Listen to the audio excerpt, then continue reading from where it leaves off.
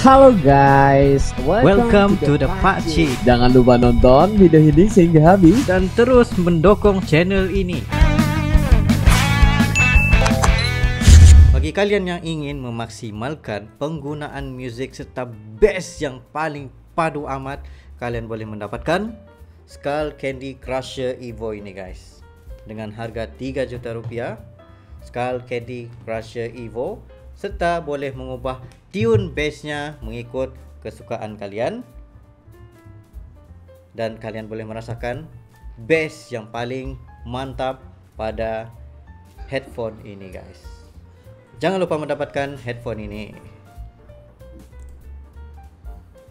Assalamualaikum warahmatullahi wabarakatuh. Kembali lagi dalam The Pakcik dan juga Arili. Assalamualaikum guys, apa kabar kalian? Semoga sehat-sehat selalu ya guys. Alhamdulillah kita bertemu lagi di channel The Pakcik, channel yang memberikan kita informasi, entertainment dan juga reaksi yang jujur aja ya guys. Alhamdulillah, terima kasih kepada kalian yang terus mendukung channel ini sehingga ke hari ini, dan juga kepada teman-teman kita yang baru saja mampir ke channel The Pakcik. Kita mengucapkan selamat datang, selamat bergabung. Insyaallah kita bakal bikin video yang terkini, terviral, terkeren, apa saja yang positif bakal kita reaksi ya guys ya. Sikat untuk juga. kali ini kita bakal apa Pakcik? Oke, untuk hari ini Gak apa-apa ya, jalan terus ya. Iya, ini apa yang berlaku ya di sini. Oke, sebenarnya untuk hari ini kita pengen belajar sedikit sebanyak ilmu berkenaan dengan kenapa Nepal, negara paling tidak berkembang, dikatakan tidak berkembang, seperti apa kondisinya sekarang ini. Dan ini adalah perkongsian daripada YouTube channelnya Data Temu. Jangan lupa untuk follow channelnya Data Temu untuk bermacam-macam lagi info dan juga ilmu menarik di luar negeri, di luar negara begitu. Jadi kita pengen lihat apa sebenarnya yang berlaku kepada Nepal ini guys. Sedangkan di sana terletaknya Everest, Kathmandu, dan gimana sebenarnya? Iya benar juga ya. Tempat-tempat yang memang luar biasa juga ini, Everest itu. Tempat yang menjadi perhatian seluruh dunia untuk menaiki Gunung Everest juga, Kathmandu. Apa ya? Jadi kita bakal lihat dalam 3, 2, 1 and go. Nepal adalah negara yang terkurung daratan yang terletak di antara India dan Tibet atau Cina. Negara yang berada di Asia Selatan ini memiliki luas sekitar 147.181 km persegi, dengan populasi perkiraan sebanyak 30.600.000 jiwa.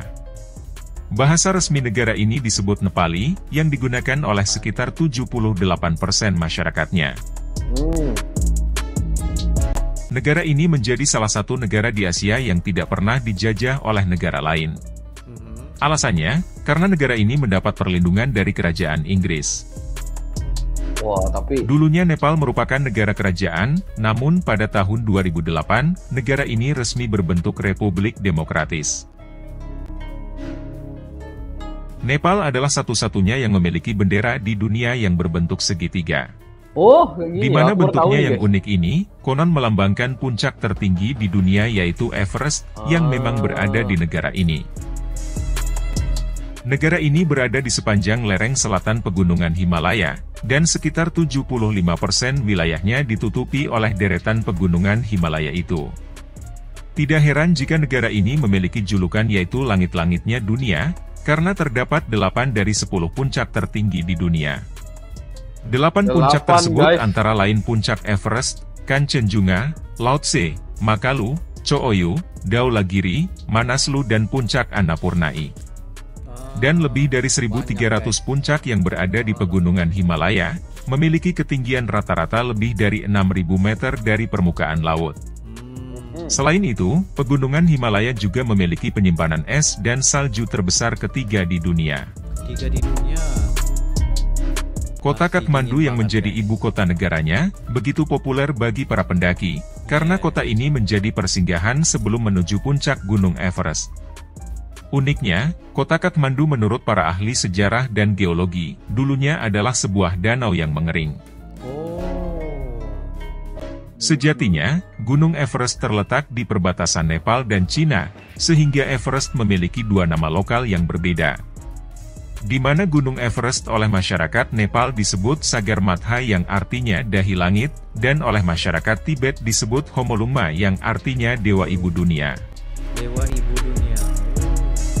Gunung Everest menjadi impian para pendaki dari seluruh dunia, untuk menjejakkan kaki di puncak dunia ini. Untuk mencapai puncak Everest, terdapat beberapa jalur pendakian di antaranya yang paling terkenal adalah jalur South Ridge melalui Nepal dan jalur North Ridge melalui Tibet. Terdapat ratusan orang yang berusaha mendaki Gunung Everest tiap tahunnya, dan hanya sekitar 30% yang berhasil mencapai puncaknya. 30%. Oh, Melansir dari Outforia, Gunung Everest menjadi gunung dengan biaya pendakian termahal di dunia. Ya Allah. Di mana biaya mendaki gunung ini ditaksir mencapai 84.123 dolar Amerika atau setara 1,32 miliar rupiah. Wow. 80.000 USD. Gunung Everest memiliki iklim yang sangat ekstrim, karena berada di ketinggian yang sangat tinggi dan ditambah dengan adanya gletser dan pegunungan salju. Badai salju yang disertai angin kencang, bisa terjadi kapan saja di Gunung Everest. Tercatat kekuatan angin tertinggi pernah mencapai 285 km per jam. 280. Dan suhu terpanas yang pernah terjadi di puncak Everest, mencapai minus 20 derajat Celcius. Sedangkan suhu terekstrim bisa mencapai minus 60 derajat Celcius. Ya Allah. Tidak heran, pendakian Everest telah banyak menelan korban jiwa. Total kematian yang tercatat di sana mencapai 310 jiwa, dan sekitar 150 jasadnya tidak dibawa turun, karena terkendala oleh medan dan kondisi cuacanya yang sangat ekstrim. Sherpa adalah komunitas etnis di bagian timur pegunungan Himalaya Nepal, yang bekerja sebagai kuli angkut atau porter untuk para pendaki. Mereka dikenal kebal terhadap efek ketinggian karena asuhan dan genetika bawaan mereka. Waktu terbaik untuk mendaki gunung ini adalah sekitar bulan Mei. Nepal dipercaya sebagai tempat kelahiran agama Buddha. Pendiri agama Buddha Siddhartha Gautama, lahir di Lumbini Kapilvastu, negara Nepal. Tempat kelahirannya dilestarikan di dalam kuil Maya Devi di Lumbini, dan menjadi situs ziarah tersuci bagi umat Buddha di seluruh dunia. Oleh karena itu, tempat ini kemudian dijadikan situs warisan dunia UNESCO pada tahun 1997. Meskipun begitu, agama Hindu menjadi agama mayoritas dan agama resmi di negara ini. Di mana sekitar 80,5% warganya beragama Hindu, baru 10,3%-nya Buddha, 4,5% Islam, dan diikuti Kristen serta agama lainnya. Walaupun tidak benar-benar memiliki 1000 kuil untuk ibadah, Nepal dijuluki negeri 1000 kuil karena banyaknya kuil di tiap distrik atau desa. Nepal merupakan negara multietnis, multibahasa, dan multiagama.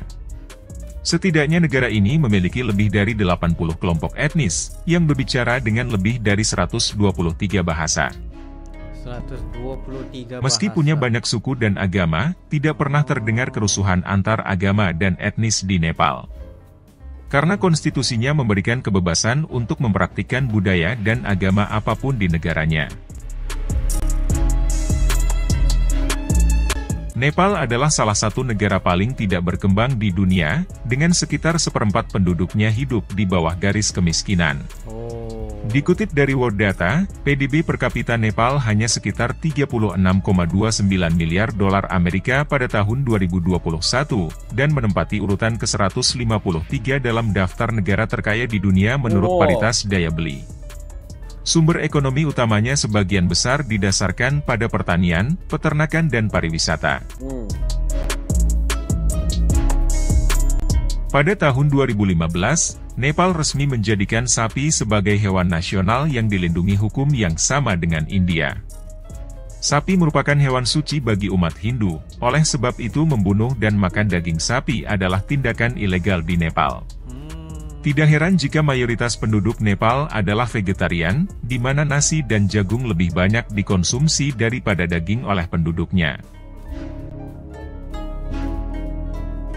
Meski Nepal tergolong kecil, ternyata Nepal banyak memegang sejumlah Guinness World Record untuk kategori negara kecil, serta berbagai penghargaan internasional dan pengakuan internasional.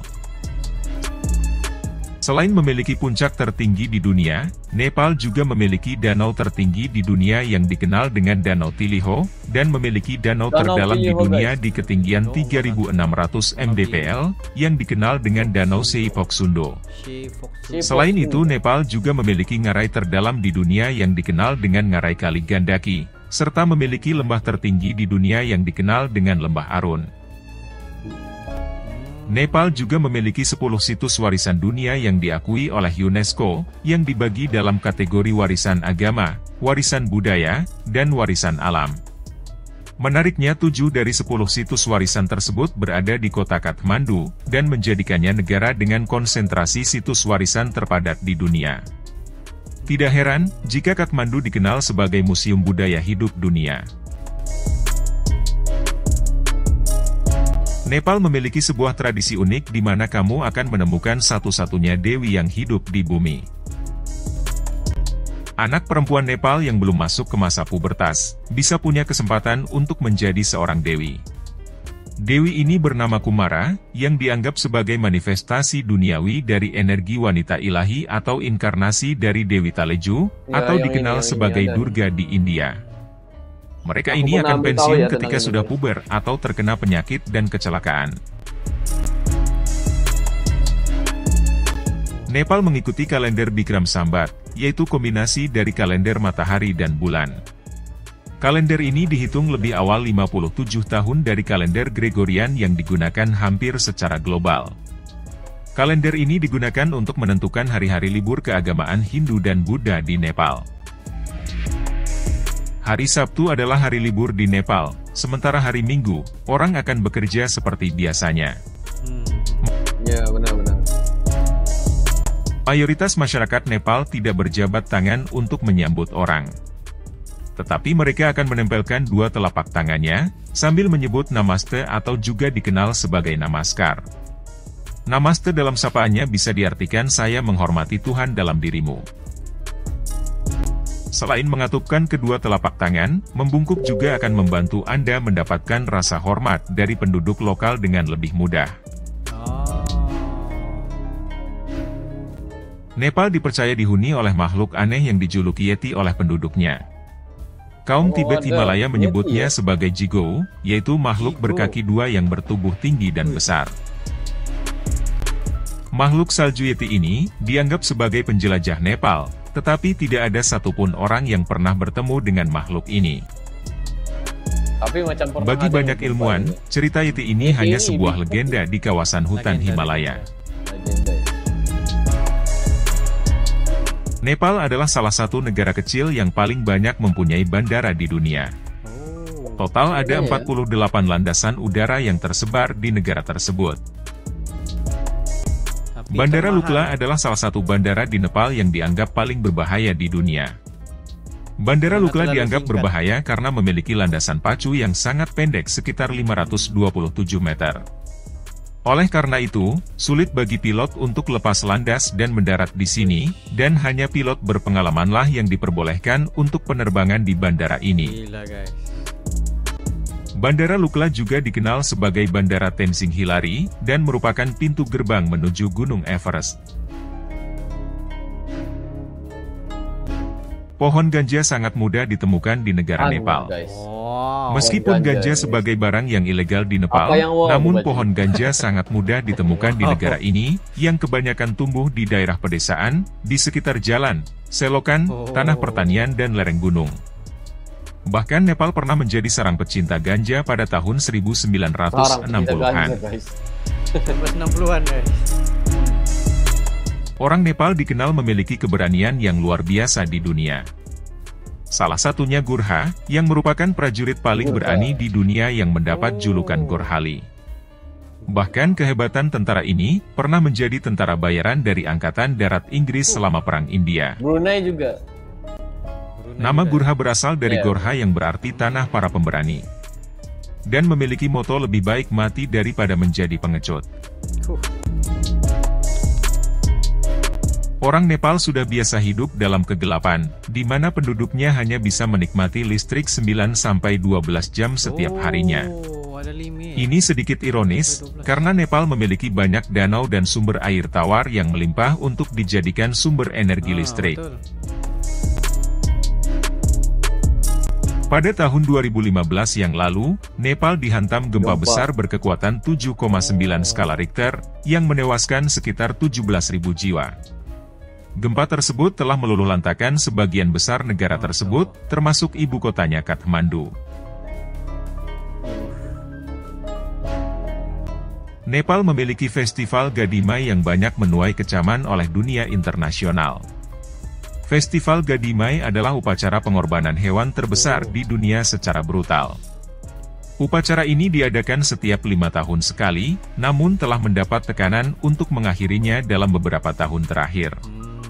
Bahkan gempa Nepal pada tahun 2015 yang lalu, banyak dikaitkan oleh masyarakat dunia, terjadi karena azab Tuhan dari upacara Gadimai tersebut. Itu adalah sedikit sebanyak info berkenaan dengan Nepal, apa sebenarnya berlaku kepada negara ini. Sebab yang kita tahu hanyalah berkenaan dengan kunjungan untuk menaiki Gunung Everest, pergi ke Kathmandu dan melihat sekitar-sekitarnya. Tapi kita tidak tahu sebenarnya kondisi sebenarnya yang berlaku di Nepal itu, guys. Nah, di dalam sini baru kita tahu cerita sebenarnya apa sebenarnya yang berlaku. Wow. Iya, dan juga kalau kita pengen tahu di sana itu memang tempatnya hiking ya. Tempatnya hiking, memang surganya para hikers lah. Betul, ya, lagi-lagi ke untuk mendaki. Annapurna.